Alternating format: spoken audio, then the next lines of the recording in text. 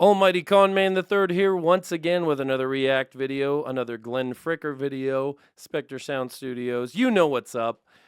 This one is about 11 mistakes to not make when you are doing an audition for your band. So pay close attention if you plan to hold any auditions anytime soon. I'm going to give my own personal feedback as I run a band and I have been a professional musician for the past couple of years. So this is a rather older video. I'd still like to do a bit of a react to it because a lot of this still rings true today. These points are pretty universal. I'd like to only pick 5 of the points that Glenn makes that I think are the most relevant. And the rest, if you would like to see what other points he makes, just go check out his video. It's going to be in the description. So let's have at it, shall we?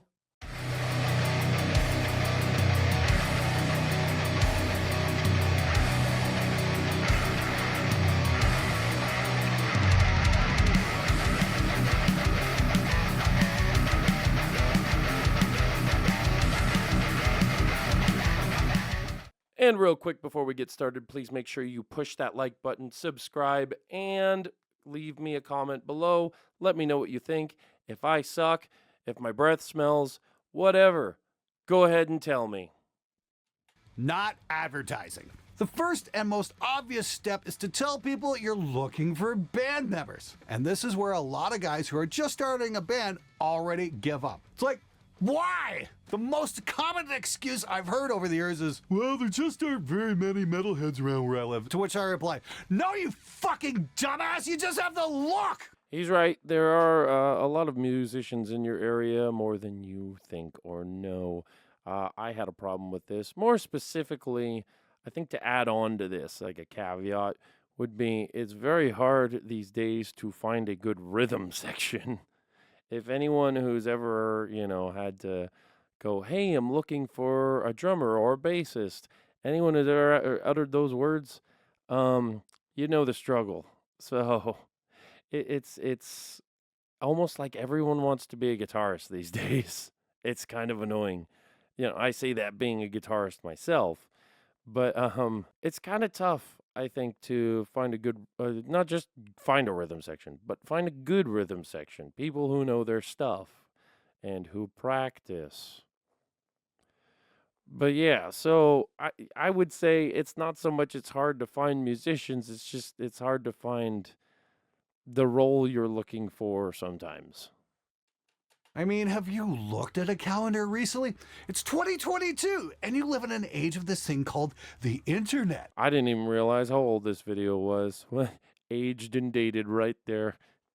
Finding band members has never been easier. It's almost as easy as finding porn. Maybe finding actual good musicians is still a bit difficult, but seriously, whether you're just starting out or you're an established act, your best chances are to join some Facebook groups, make a couple of posts, and you'll find the people that you need. And if that doesn't work, try hanging up some flyers at your local music store. You can also attend some local shows and meet people, some of whom might actually be your next band members. The trick is you'll actually have to leave your bedroom and actually talk to someone, you fucking neat. And Okay, so here's something I'd like to add on to that. And I'll even show you in just a moment here where you can go to find band members if you're struggling. So here, let me pull this up. Okay, so everyone, this is a website called Bandmix. If you haven't heard of it, go look it up. You can just Google it. This is my profile here, and it's free to a certain extent. It's one of those things where if you want to message people, you have to upgrade, which to me, I hate that. It's kind of dumb. Some people actually put their phone numbers up and whatnot. Here, I'll just show you my profile. So what you can do is you can make an account, you make a little profile here. You can list things like, oh, what kind of instrumental, what kind of people, like what instrument they play, what you're looking for. I don't know why I can't talk. But like I was looking for, when I created this, a bassist and a drummer. and I can put, about what what I'm looking for more specifically, like, oh, I'm a solo artist, looking for, collaborative, dedicated, like-minded bandmates, blah, blah, blah. And you can list your music preferences, influences, what kind of instruments you play, and you can list all your equipment here and whatnot. And it's kind of out of date for me, but yeah, no, you can basically list your skill level and what you do, place to contact you at, and yada yada. Some people, like the drummer I have now, he put his phone number like right in the about section, and then that circumvents having to pay for that. So that's just another way of finding musicians around you. There's plenty of resources, Facebook groups, like you said, going to shows, et cetera, et cetera. So. No, leaving intelligent, well thought out comments on your YouTube videos does not count as social interaction. Now quit playing with yourself and go put on some pants. Mistake number 2, hiring the guy who showed up late. Now when you've found the people that you're interested in, it's time for the audition. And this is a critical time to assess the potential of your new bandmates. Can they show up when they're told to? I have heard horror story after horror story of band members being several hours late. And of course, it's never their own fault. Blaming your own laziness and incompetence? Fuck that! Why be honest if you're gonna inconvenience your precious ego? No. They always have some bullshit excuse like, my mom told me I have to mow the lawn. And? Tell her you'll mow it the next day, you stupid fuck! But she's my ride to get to practice, man. Then get a fucking bus ticket, you lazy fuck! Let's say you called for auditions at 5 p.m. If the person who wants to audition shows up at 6:15 because he stopped on the way to see his dealer, or whatever stupid excuse he can muster up, tell him to get lost and to find a band that can stomach that bullshit. Your time is valuable. Don't waste it on a jackass who can't even meet simple appointments. So, you can show up late every once in a while to band practice. There's no issue with that, but there's a couple of asterisks there. If you are communicative with your band, hey, I'm going to be late. I'm just getting out of this thing, or there's traffic, or whatever. That's understandable. That's reasonable. If you're late every single freaking time, and you really haven't, been messaging your bandmates like, hey, this is what's happening. Come on, man. Like, we're all adults here, Tell us what's going on. Tell us when you're going to be here. Tell us, be communicative. That's the main thing. And make an effort to not be late the next time. If you're not doing that, then sorry, bye. Number 5, hiring the jobless. This might not necessarily be a deal breaker, but it can be a big help if the people you're recruiting have a job, or at least some form of income. Why? Because sadly, being in a band costs money. Amen to that. It costs money to rent out a rehearsal space. It costs money to go record in the studio. It costs money to hire a sound guy for your live shows. Oh, who the fuck am I kidding? Like you cheap motherfuckers are ever going to pay someone to do sound at your shows. I know, right? You'll just let the bar provide the sound engineer and then bitch nonstop that the sound sucked last night. So costs being what they are, you'll have a far better time with your new members if you know that they can cover their own way. And sure, in some cases, you can get a great player. Yeah, so in this day and age, in 2025, we are in now, shit's expensive. So, like you said, if they don't have a job or some sort of income, some sort of way to contribute monetarily to the band, then honestly, I don't know. I'm gonna have to play hardball on that one. If you can't pay for stuff, you really don't have a place. Like. Yeah, okay, let me put it this way.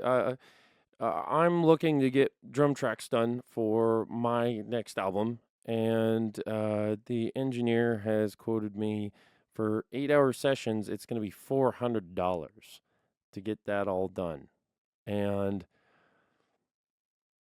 let's say we're gonna be able to get 3 songs done. I got a 12-song album planned out. That's gonna be 4 sessions of $400. That's $1,600 right there that I have to shell out. And if everyone's not contributing evenly to that, then I don't know. I don't know what to tell you. Now, the thing that my drummer and I have is we're going to split that half and half, where I'm going to pay 200 and he's going to pay 200. And that works primarily because the other two, the bassist and my other guitarist, they don't need to worry about drums. So I'm not going to make them pay for that. But when it comes down to actually like mixing and mastering the album, that's something we're all going to have to contribute to evenly, and it's not cheap if you want good quality mixing, mastering, recording, and all that. I'm very lucky that I can do a lot of this stuff myself, but it's money. And then not only that, but you gotta, there's T-shirts that you need to get made, for your band. If you don't have band T-shirts, you're kind of like stifling yourself a little bit. That's a good source of income. So you guys should all scrounge together and pay for T-shirts or other merch that you can get, pins, stickers, hats, stuff like that. But if you're not all contributing towards that, then that's at the detriment of the band. So I'm gonna have to hardball on that and say, yeah, he's absolutely right, and there should be no leeway on that. Honestly, if you aren't contributing financially, get the heck out of the band. Number 7, the commitment trap. Now, before anyone joins your band, ask them some very simple questions. Remember, kids, musicians aren't too bright. We have to keep it simple so they can understand things.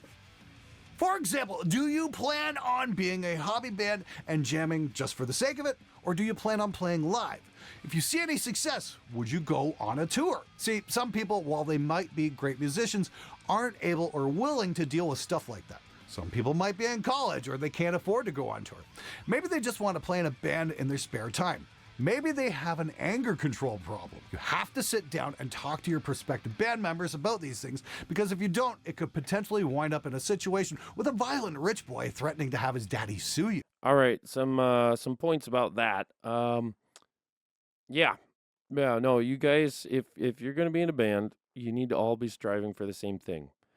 In my band, I have gone over it with every single one of them, and I go, look, this is where we want to go. If you're not wanting to get to this point with us, then we can't have you. We want to take this seriously as musicians, and make money off our music eventually in the future. And if you're not striving towards that, then I can't have you. And I'm very lucky to have a group of guys with me that all want that same goal. So when you form a band, everyone has to be on the same page in terms of like long-term goal and achievement. Number 11. Are they professionals or are they friends? I saved this last point because it's an issue I see all too often. One of the biggest problems I've noticed over the years, particularly in the younger bands, is that you're usually started by a group of friends who, after a few years, start hating each other's guts. And to be completely honest, it's kind of heartbreaking. I've seen friendships collapse over band politics, and it's why this issue is so important to me. So please keep this in mind. Whether you're starting a band or you're recruiting new members, what kind of relationship is this going to be? Are you planning on hiring professionals, or is it just going to be you and your buddies jamming together? And if you do let your friends join your band, you have to ask yourself, am I capable of having a professional attitude with this person? If issues and creative differences do arise, are we able to solve them without damaging our friendship? Look, guys, being in a band is a ton of fun. And in rare cases, you might actually make some money at it. But it's not all sunshine and rainbows. Bands fight, bands don't always get along, and that's okay, because it's easier to salvage a band situation with a coworker than a friend. Because your friends have far greater expectations of you than your coworkers do. All right, so something I want to add to that is I don't think it's wrong to be in a band with your friends. I'm kind of gonna have to disagree a little bit. Yes, there are some issues that can come up, the ones he addressed, but I think you should be in a band with people who are your friends. More than likely, like people who you've been friends with for a good long while, not just someone you've known for a few months. Um, I'm very fortunate to one of my best friends. He is he's like a brother to me, and he's my guitarist, my other guitarist. I always call him the other guitarist, but because I play guitar too. But anyway, beside the point, it's he and I, we're at a point in our lives where we're past all the high school BS and whatnot, and it's like we're at the end of the day, we nag at each other and we push each other's buttons, but we're doing it to make each other better. And I think the main thing you want to think about when you get into a situation like that with friends is, are they pushing me to be a better person, musician, and all that fun stuff, or are they there just to play in a band with me? That kind of goes back to the whole goal alignment thing. You kind of got to use your best judgment on that too, where it's like, are they pushing me to be better, or are we just kind of making it up as we go?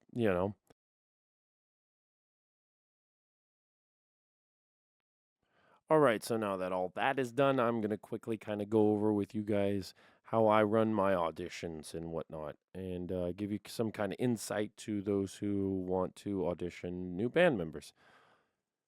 So the first thing I like to make sure of are two things, and I say this, as a third person giving you this advice. Um, this is kind of obvious to the person who's running the show, but you need to have two things before you do any sort of audition with a new potential band member. Is you need to, one, have a designated band leader. That should be obvious. You should already know who it is. And two, you should have some semblance of what your music is going to sound like. Like, you need to have some preliminary recordings, something you can show to this potential candidate so that they can kind of go over the material and see, if they can do it. If you don't have either of those things, you should not be auditioning. And I say that because we're in an age where, I mean, you don't have to have anything fancy. You just on your iPhone or your Samsung or whatever, have something to where you can show this person, this is the sound we're going for. Can you do this? And so when I move forward with this, I'm going to assume that you have some decent recordings and some sort of like who's your band leader. You know that already. So first thing is, I like to meet this potential band member halfway. There's plenty of practice spaces around my area, so I go, hey, let's meet at a place that's halfway. We'll split the bill, and that way it's fair for everyone. And so then we get to that point, and when I actually run the audition, there's some things I do and things that I look for. For example, most recently I auditioned a drummer. So, I gave him some of our material. I made sure he knew at least one of the songs before we actually went in to practice. Um, I named it basically and said, "You know this one?" Said yes. Communication is kind of a big thing. So then we go in and that's the song we start with. Okay, let's play this song together. All the other bandmates know. I know. Drummer plays the song. Good. Awesome. Now, on the flip side of that, I've had to audition before, and one of the things I try to make sure of is I know at least one song by the band I'm auditioning for, and I know it well enough to just be like, pick up and go. And then I at least want to be familiar. This is more for me, but I at least want to be familiar with like two or three more songs, depending on how hard the songs are. But it's not that I want to know them all by heart, but know one, how to play one. And then the other two or three, you kind of have an idea of how you're playing it and all that. And then you go from there. If you can't at least do that, then sorry, I guess I have high standards. Now, when you're playing through these songs, you should be watching the candidate, seeing how they play. I mean, you don't have to know the ins and outs of every instrument, but it definitely helps to be able to identify, okay, that guy knows what he's doing versus That guy has absolutely no clue. And it sounds like crap, even though he probably thinks it doesn't sound like crap. So, being able to sit there and watch and see what they're doing is highly important. That's why you should also trust your other band members if you're a front man. Because, if you're like for me, if you're playing guitar and singing, you can't always just go during a song to watch the drummer or the bassist or the guitarist or whoever you're trying out. So having the other band members helping you watch is a good thing to be on the same page about. So yeah, those are a few things that I would make sure of during an audition. And outside of that, make sure, yeah, like Glenn mentioned in the video about transportation, make sure they have transportation, make sure they have a job, all that fun stuff. It's not just about can you play the music in this day and age. It's also about can you be in a band, because if you're not successful as a group, it's there's no point. So, hey, thanks again for watching one of my React videos. If you like what you see, go ahead and hit that like button like it owes you money. And then don't forget to subscribe to my channel for more content like this.